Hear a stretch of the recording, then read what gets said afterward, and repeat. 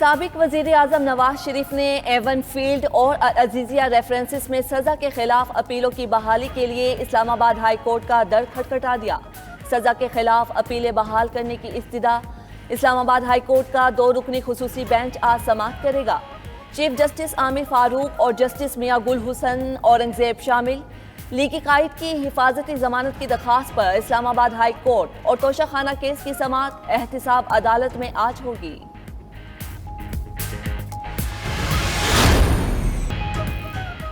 فوجی عدالتوں میں سویلینز کا ٹرائل کالعدم قرار۔ سپریم کورٹ کے 5 رکنی بینچ نے 4-1 کی اکثریت سے فیصلہ سنا دیا۔ 9 اور 10 مئی کے تمام ملزمان کا ٹرائل سول عدالتوں میں چلے گا۔ آرمی ایکٹ کا سیکشن 21D اور سیکشن 59 کی ذیلی شق 1 کالعدم قرار۔ جسٹس شاہیہ آفریدی نے آرمی ایکٹ کے سیکشن غیر آئینی قرار دینے پر اپنی رائے محفوظ رکھی۔ عدالت کا تحریری حکم نامہ جاری۔ حکم نامے میں کہا گیا کہ سویلینز کے فوجی عدالتوں میں ہونے والے کسی ٹرائل کی کوئی قانونی حیثیت نہیں ہوگی۔ اگر کسی شہری کا فوجی عدالت میں ٹرائل شروع ہو گیا ہے تو وہ بھی کالعدم قرار دیا جاتا ہے۔ سائفر کیس میں چیئرمین پی ٹی آئی اور سابق وزیر خارجہ شاہ محمود قریشی پر فرد جرم عائد، ملزمان کا صحت جرم سے انکار۔ آفیشیل سیکرٹ ایکٹ کی خصوصی عدالت نے گواہان کو بیانات ریکارڈ کرانے کے لیے 27 اکتوبر کو طلب کر لیا۔ عدالتی حکم پر جیل میں چیئرمین پی ٹی آئی کو سائیکل اور شاہ محمود قریشی کو چارپائی مل گئی۔ ادھر اسلام آباد ہائی کورٹ میں شاہ محمود کی جیل ٹرائل کے خلاف اپیل پر فیصلہ محفوظ۔ چیف جسٹس عامر فاروق نے کہا، ٹرائل اگر جیل میں چلنا ہے تو بہتر جگہ ہونی چاہیے۔ کسی ملزم کو اپنے وکیل سے مشاورت کے حق سے محروم نہیں کیا جا سکتا۔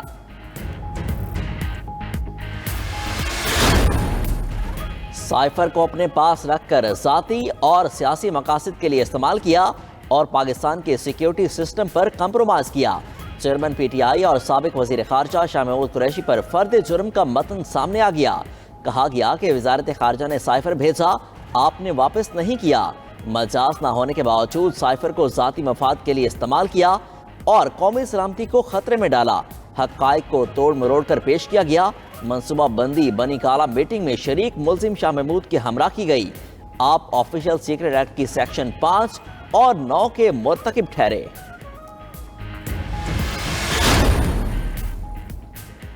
90 روز میں الیکشن والی بات ممکن نہیں، وہ بات بتائیں جو ممکن ہو۔ درخواست بر وقت مقرر ہوتی تو ابھی تک فیصلہ ہو چکا ہوتا۔ چیف جسٹس قاضی فائز عیسیٰ کے الیکشن کے بر وقت انعقاد سے متعلق کیس میں ریمارکس۔ کہا، اگر کوئی آئین کی خلاف ورزی کر رہا ہے تو آرٹیکل 6 لگے گا۔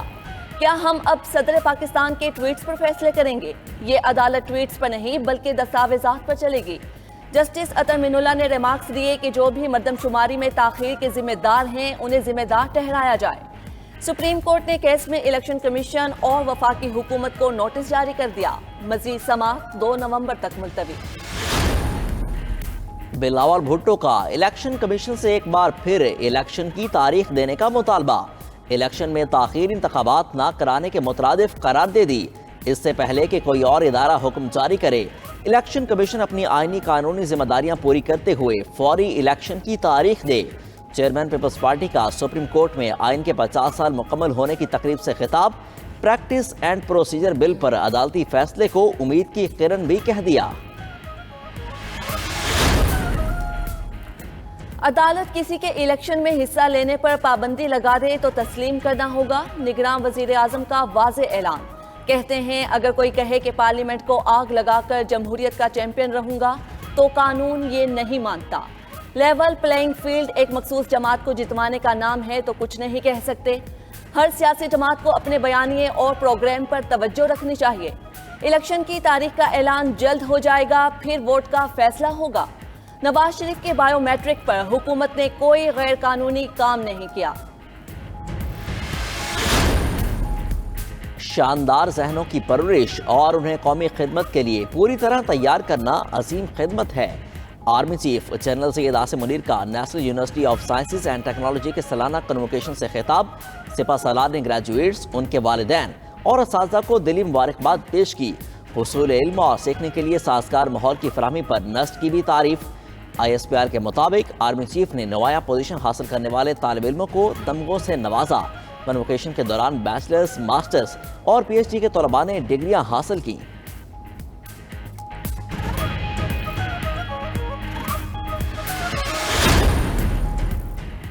توہین الیکشن کمیشن کیس میں پیشی کا معاملہ، وزارت داخلہ اور اسلام آباد پولیس نے چیئرمین پی ٹی آئی کی انتخابی ادارے میں پیشی کو سیکیورٹی رسک کہہ دیا۔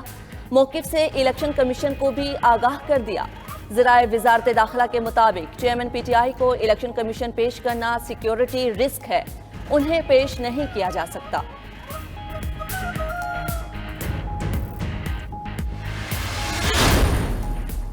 غیر قانونی مقیم غیر ملکیوں سے متعلق نیا پلان مرتب، حکومت نے 1 نومبر سے فارن ایکٹ کے تحت بے دخلی آرڈر جاری کرنے کی منظوری دے دی۔ ضلعی انتظامیہ، پولیس، پروسیکیوشن اور جیل انتظامیہ کو خصوصی اختیارات دینے کی بھی منظوری۔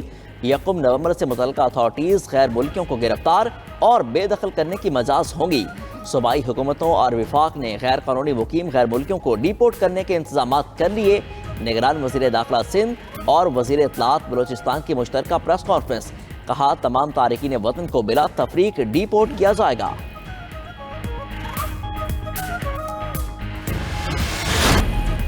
پنجاب کے سکولوں میں بدھ کو چھٹی نہیں ہوگی، نگران وزیر اعلیٰ کی زیر صدارت انسداد سموگ اقدامات سے متعلق اجلاس میں فیصلہ۔ دھواں چھوڑنے والی گاڑیوں، فیکٹریوں اور بھٹوں کے خلاف کریک ڈاؤن جاری رکھنے کی ہدایت۔ محسن نقوی نے لاہور کے مناوا اسپتال کو کینسر اسپتال میں تبدیل کرنے کا حکم دے دیا۔ کہتے ہیں پنجاب 14 کروڑ عوام کا صوبہ ہے، لیکن سرکاری سطح پر ایک بھی state of the art cancer اسپتال نہیں۔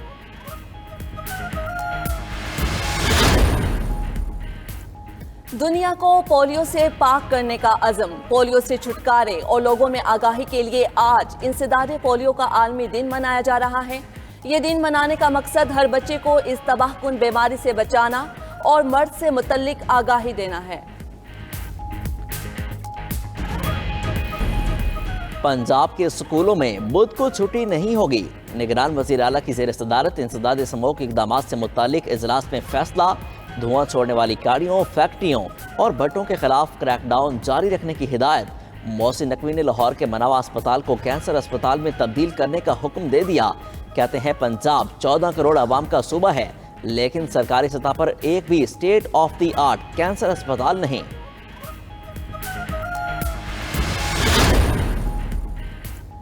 دنیا کو پولیو سے پاک کرنے کا عزم، پولیو سے چھٹکارے اور لوگوں میں آگاہی کے لیے آج انسداد پولیو کا عالمی دن منایا جا رہا ہے۔ یہ دن منانے کا مقصد ہر بچے کو اس تباہ کن بیماری سے بچانا اور مرض سے متعلق آگاہی دینا ہے۔ دنیا کو پولیو سے پاک کرنے کا عزم، پولیو سے چھٹکارے اور لوگوں میں آگاہی کے لیے آج انسداد پولیو کا عالمی دن منایا جا رہا ہے۔ یہ دن منانے کا مقصد ہر بچے کو اس تباہ کن بیماری سے بچانا اور مرض سے متعلق آگاہی دینا ہے۔